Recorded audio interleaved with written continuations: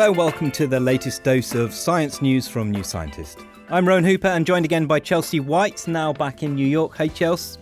Are you missing the fog and the crumpets of London town? I do miss you all in the London office, but... Oliver Twist. Yeah, but fall in Manhattan is my favorite time of year, so I'm glad to be back. On the show this week, we're hearing from a neuroscientist who scanned her own brain 75 times over a few months and measured how it changed in volume depending on whether or not she was on the birth control pill. We're also hearing some, for once, hopeful news on climate change as the overall amount of heat energy being gained by the planet has fallen from a record set in 2023. That's coming up, but first we're starting with ancient crime. I think everyone is fascinated by crime stories when a famous old case is solved, and in this story we have a very cold case. An 800-year-old account of a body being stashed in a well inside an ancient Norse castle way back in 1197. Rowan's been hearing about it from our Australia reporter, James Woodford. Rowan? In 1938, a body from that well was recovered, and in 2014 and 2016, more of the body was found, and now researchers say they've cracked the mystery of Well Man, as he's been, of course, called. Okay, James, you're going to be Sherlock for this. I'm going to be Watson. Tell me the evidence that links the body in the well and the saga. Hey there, Rowan. Can you just indulge me for a minute while I read a little bit from an ancient Norse saga? Oh, yeah. Go ahead. Okay, this is from the Sverris saga, 182-verse Old Norse text recording the exploits of King Sverre Sigurdsson, who rose to power in the second half of the 12th century. And it concerns a raid that took place in 1197 at Sversborg Castle near Trondheim, Norway.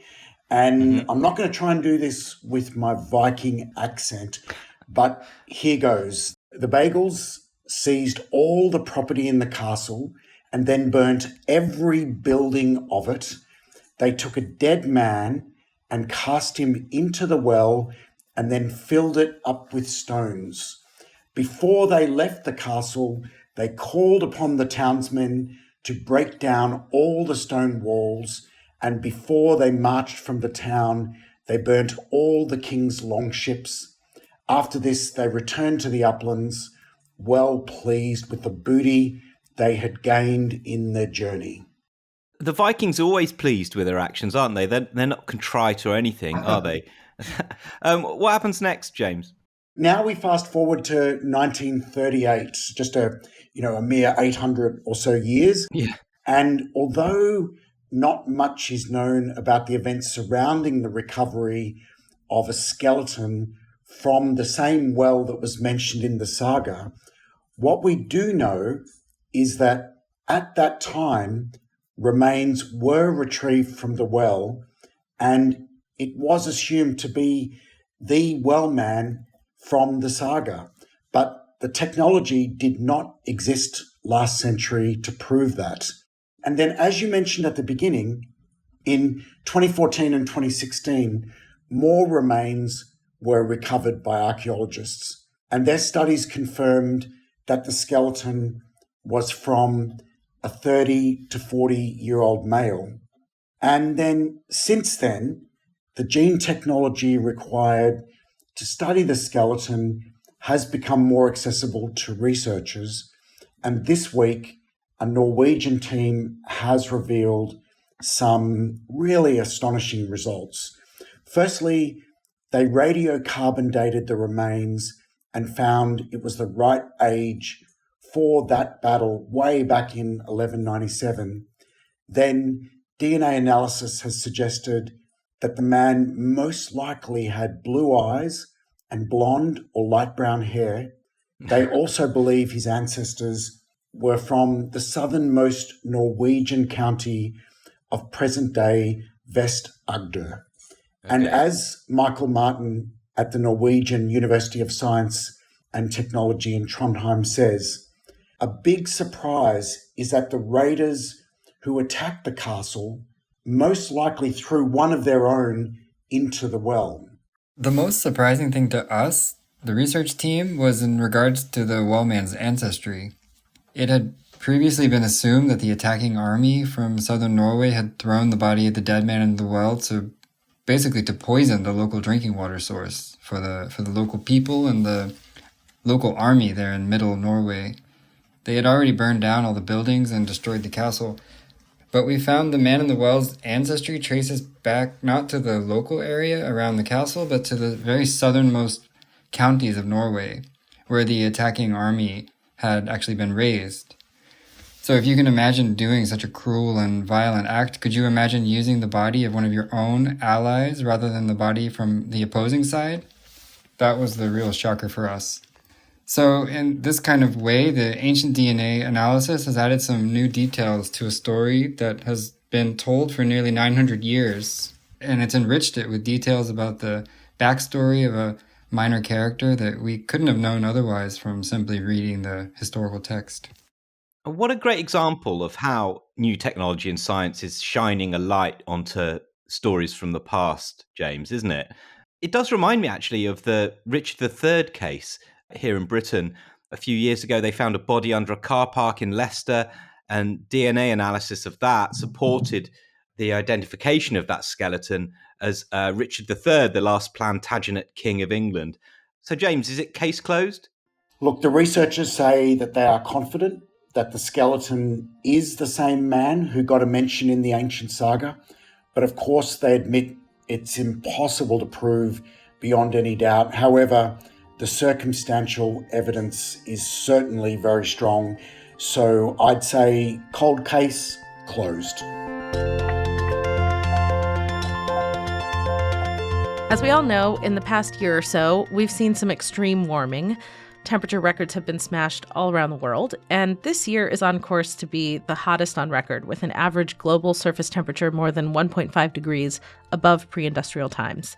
Yeah, and this has led to fears that global warming is accelerating and that there may be flaws in climate models that mean those models are underestimating how much warming we're in for. And I don't know about you, Chelsea, but I've certainly seen some pretty terrifying claims and assertions being made on social media, real doomster stuff.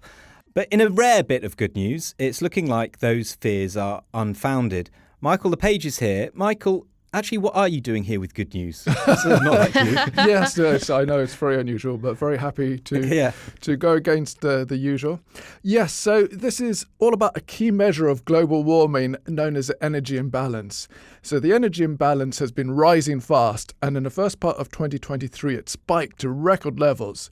That's what led some people to suggest that the climate models are getting it wrong. But the good news is that since then, the energy balance has fallen sharply.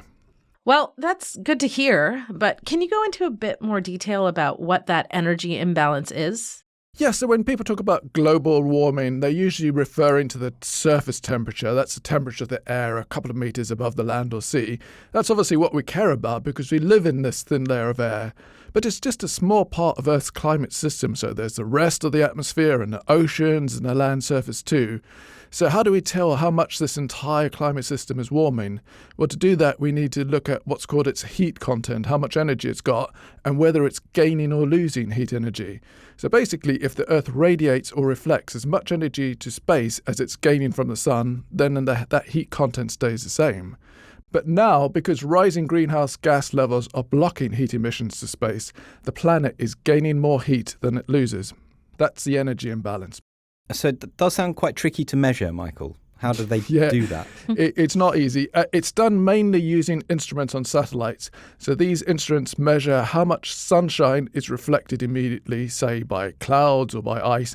They also measure how much of the heat energy radiated from warm surfaces actually manages to escape into space. And so if you compare those to how much sunshine is hitting the planet in the first place, you can work out what the energy imbalance is. Now, we've had these instruments on satellites since around 2001, and since then the average energy imbalance has nearly doubled, which is obviously not good. That means the planet's been gaining much more heat over time. And then last year we had this record spike, which is what really alarmed some people. And if it had kept going up from that level, it would really have been bad news indeed. But the data over the last few months show that the energy imbalance has fallen and is now down to levels more in line with what we were expecting. So I asked Ben Sanderson at the Centre for International Climate Research about this. Here's what he said. Given the way that the numbers have evolved in the last year, it no longer looks like there's anything dramatically wrong with the models. It now looks like, the observations lie within the model distribution, but it's just they lie on one end of the model distribution. So it's not the sort of potentially dramatic issue that some people were saying it was a year ago. And I saw a nice quote from Gavin Schmidt, the climate scientist at NASA, basically warning against a real extreme doomster narrative. And he said, there's a big difference between tracking the increasing impacts that climate change and habitat loss are having and buying into a notion that everything is spiraling out of control and we no longer have agency. That, in my opinion, is not justified. That was what Gavin said. So, Michael, why has the energy imbalance been rising and why has it now fallen? So this is something a lot of climate scientists are trying to work out, and there are a lot of uncertainties still.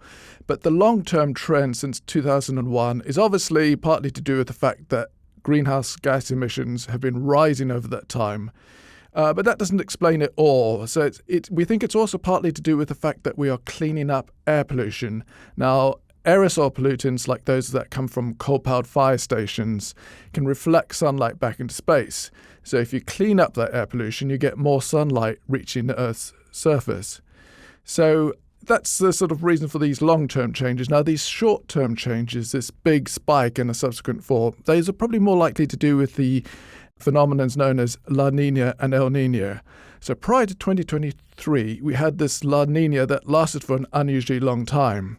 And during a La Nina, these cold ocean waters spread across the surface of the Pacific. So surface temperatures fall, or at least don't go up much. Now, if you've got a cooler surface, that's emitting less heat up into space, which means that the Earth is losing less energy and the heat imbalance gets bigger. That's basically the reason for the spike. Then after that, we had this El Nino, and in an El Nino, you have these warm waters spreading across the surface of the Pacific. That means the surface gets warmer, you've got more heat emitted, more gets back into space, and the heat imbalance falls. So that's pretty much in line with what we expect. This is not to say we can all just go on holidays on flights and burn oil and not worry about anything anymore, is it? No, not at all. So we're not. This is basically saying, yes, this is evidence that the world is warming in line with what the model projections are saying. And if that's true, there's still a huge amount to worry about. I mean, you just have to look at all the extreme weather disasters happening around the world to see that.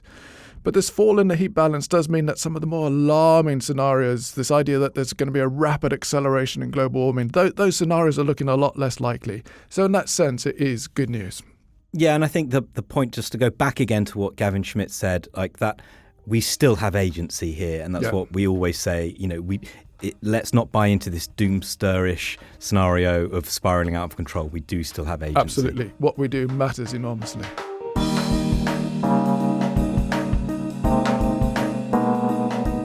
Next up, health reporter Grace Wade has been speaking to a neuroscientist who scanned her own brain dozens of times and found that it shrank while she was taking birth control. Grace, this sounds a little startling, maybe. Is it actually concerning? What's going on here? Hey, Chels. Well, until this study, no one had studied the brain before, during, and after taking hormonal birth control. And we should say right away that the volume of this neuroscientist's brain only shrank a little when she was on the pill, and we don't necessarily know if that's a bad thing. Okay, that's good to know. But the point is that we've had hormonal birth control since the 1960s, yet have only recently started to study its effects on the brain. Previous studies have shown differences in brain volume between women who take hormonal contraceptives and those who don't, but very few studies have looked at the brain in the same person. So Karina Heller at the University of Minnesota decided to scan her own brain. I had a chat with her about the study, and she told me she'd used hormonal contraceptive for a long time and went off it, and that's what prompted her to scan her brain. Here she is talking about it. I decided to go off oral contraceptives, and then within 3 to 4 months, I noticed some changes. I broke out a lot, and then I also experienced some mood swings, which I did not experience while I was on oral contraceptives. I would say I was pretty stable. I did not report any mental health issues, depressive symptoms. while I was on oral contraceptives. But when I went off them, I noticed some changes. And then I did some research and I looked on PubMed and saw that there were just like a couple of papers on how oral contraceptives impact the brain. And this is what got me really interested in this research. We scanned myself 25 times for 5 consecutive weeks with a natural menstrual cycle. So I was off oral contraceptives for about 3 years. So I had a natural cycle. I would say I was not the best participant because I tend to have an irregular cycle. So sometimes my cycle is like 30 days long, then it's 40 days long. So it's kind of irregular. Then after like the 5 consecutive weeks, I went on oral contraceptives for about 3 months. And I used like the most prescribed oral contraceptive prescribed in Germany because I was living in Germany at the time. Then we scanned me for another 25 times across 5 consecutive weeks. Then I went off oral contraceptives again, waited for another 3 months, so to wait for the washout period so that all of the medication would be like out of my body. And then we repeated the whole procedure. So we scanned myself for another 25 times across 5 consecutive weeks. Okay, so they did a total of 75 scans on her and found that the volume of Karina's cerebral cortex, which is the brain's outermost layer, was 1% lower while she was on birth control compared with when she had stopped taking the medication. This is in line with previous studies that have indicated hormonal birth control may decrease volume in certain areas of the cortex. Yeah, I would expect a lot of changes during pregnancy, too. Is that right? Yes, Karina spoke about a study that looked at this. Here she is. There has been a paper published very recently on a pregnant woman. So researchers from the University of California in Santa Barbara studied a pregnant woman across 2 years before, during, and after pregnancy. And they did 26 brain scans on this participant, and they found that brain volume and cortical thickness was also decreasing during pregnancy. These researchers are of the opinion that this means that the gray matter is just reorganizing during pregnancy with all these changes happening to the body and happening to the life. So here we also see that just because we see that the volume is decreasing, this does not necessarily mean that this is bad. This more speaks to cortical brain reorganization. You know, it makes total sense that you'd get a reorganization of the brain during pregnancy, doesn't it? Right. And as Karina says, it's important that we study this. And just to emphasize that it's not a bad thing, this change in the brain, and it should definitely not be a reason to avoid oral contraception, should it? Not at all. I asked her what the takeaway is from this study. I would say that you should not be worried. Doing this study, like going through the process, I would still go on oral contraceptives. I have been recently thinking of going on oral contraceptives again. I have to be honest, because they're just so good for your hair and for your skin and everything. And you don't have to worry about your reproductive health. So there are a lot of very positive benefits coming from oral contraceptives, and it gives a lot of women a lot of freedom. I do like that quote, giving women a lot of freedom. Yeah, same. The other thing to remember is that this is just one study of one woman's brain. As Karina said, hormonal birth control affects people differently. Just because she experienced decreases in cortical volume doesn't mean everyone will, so you can't really generalize these findings to a broader population. Yeah, that makes sense. But what is important is that this is a step towards understanding why some people experience side effects on hormonal contraceptives, such as depression, while others don't. You know, Grace, the other thing that really strikes me listening to this is that contraception is getting harder to access for many women in the United States. I saw a report showing almost two-thirds of women aged between 15 and 49 in the US, they use some form of contraception, but in a dozen US states, they allow some healthcare providers to refuse to provide contraception services. So that means there's more than 19 million women without adequate access to birth control methods. And I just think that's an important point to make. when Karina has just been talking about the real importance of women's reproductive health. Absolutely. That's it for this week. Thanks to all our guests, and thanks to you for listening. Do tell your friends about us and give us a 5-star rating and a review on Spotify and Apple Podcasts. And there's always more from New Scientist on our website at newscientist.com. We'll be back next week. Bye for now. Bye.